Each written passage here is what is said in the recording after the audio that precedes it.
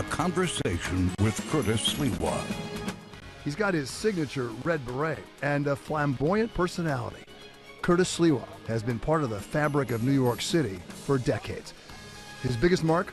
He patrolled the subways as founder of the Guardian Angels. We're calling upon all those citizens who are in support of the effort and have asked what it is that they can do to help bring justice to the situation. He also provided commentary as an outspoken radio and television personality. Spend the money on American patriots and American citizens who continue to get ill as a result of the attacks of 9/11. And now, for the second time in the past 4 years, Curtis Sliwa is running to lead the biggest city in the country as the mayor of New York. I am the populist candidate of the Republican Party, the blue-collar working-class candidate, the candidate of the outer boroughs.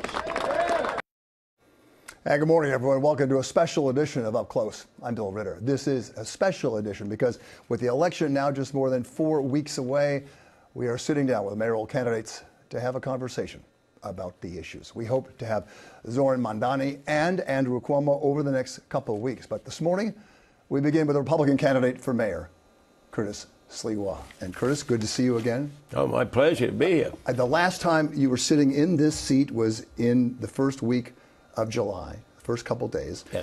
And it seems like about 6 years ago. It was very different then than it is now. How would you describe it? Well, it was a drumbeat then that I should drop out for Eric Adams. He was going to be the big savior because Cuomo had lost, gotten beaten badly by Zohran Mamdani, in fact, threw in the towel on election night. So everybody was like, you got to drop out for Eric, got to drop out for Eric.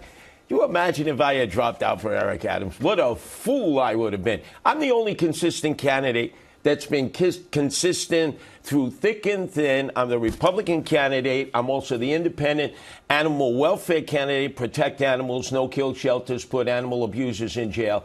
And that is going to be my pathway to victory. So another thing you've been consistent with is that you're number 3 in terms of who's got the most amount of votes, and according to the polls, right? So you're still where you were in July.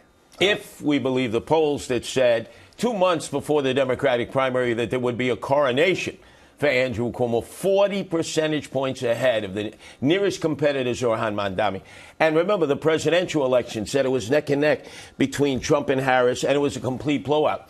I don't believe the polls. I know what I feel in the streets and subways. No other candidate is in the subways. No other candidate is in the streets like me. But they're making a lot of money by having donations come in, right? How are your donations doing? Bill, in this last quarter, I've collected more local money than everybody else combined, including the one-and-done Eric Adams, Andrew Cuomo, and Zohran Mamdani. I get the matching funds. I have TV commercials. I have 10 headquarters that have opened up. I don't see headquarters for Zohran Mamdani or for Andrew Cuomo. So our campaign is moving on all cylinders towards Election Day, November 4th. And we have a get-out-the-vote effort. I know Zohran does. But Cuomo has no get-out-the-vote effort. Okay, you're still number 3. The question I have for you, and I have a lot of questions about what you want to do, what you want to accomplish if you're elected, blah, blah, blah. But I do want to talk about some of the things that may be eating on you or other people think are eating on you. How much pressure, if you have any, to get out of here and drop out? Well, we know that there are billionaires who obviously offered me close to $10 million and all kinds of perks to drop out for Andrew Cuomo.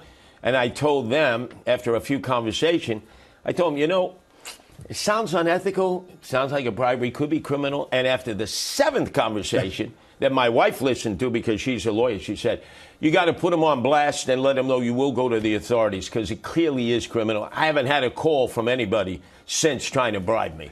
Did either one of them talk to you about getting off the ballot?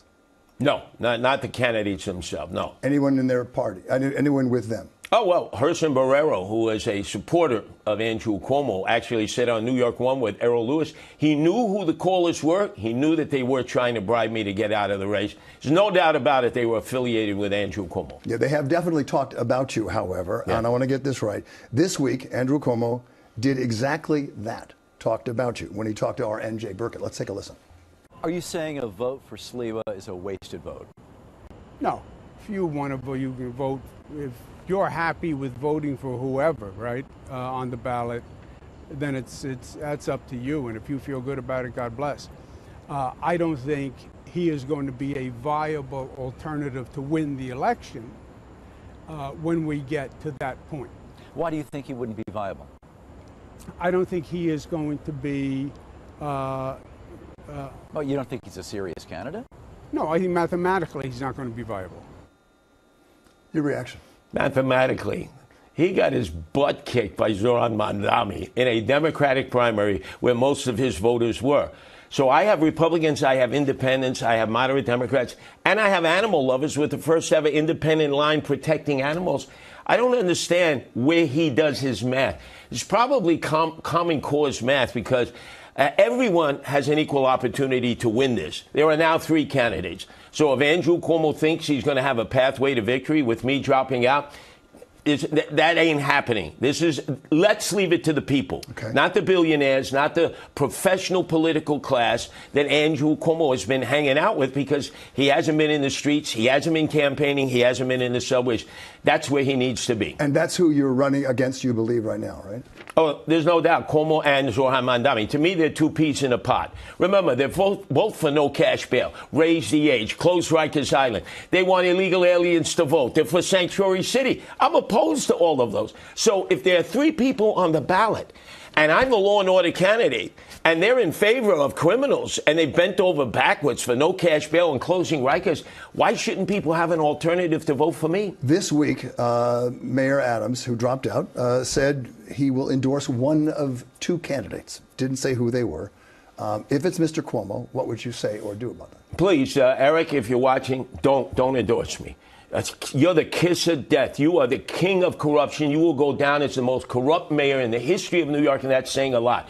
So if you want to endorse Andrew Cuomo, hey, corruption follows corruption. I'm the only one that's uncorruptible. You can't buy me, lease me, sell me. I'm not for sale. You were just talking to him, I guess, because you weren't looking at me, so you thought that Eric was watching. Well, I know he's watching. Okay, maybe he is. I don't want his endorsement, please. That's the kiss of political death. But if he gives you his endorsement, what would you say? Well, you know, just like the Yankees beat the Red Sox, when Manny Ramirez used to hit a home run into left field, the Yankee fans would throw it back onto the field. I would reject his endorsement. And by the way, we're like 2 scorpions in a brandy glass. There's no way. I've been calling him out for his corruptive ways ever since he got sworn into office after he beat me the first time. I've never been inside a brandy glass, but I'm going to ask you after the show and figure out what it is.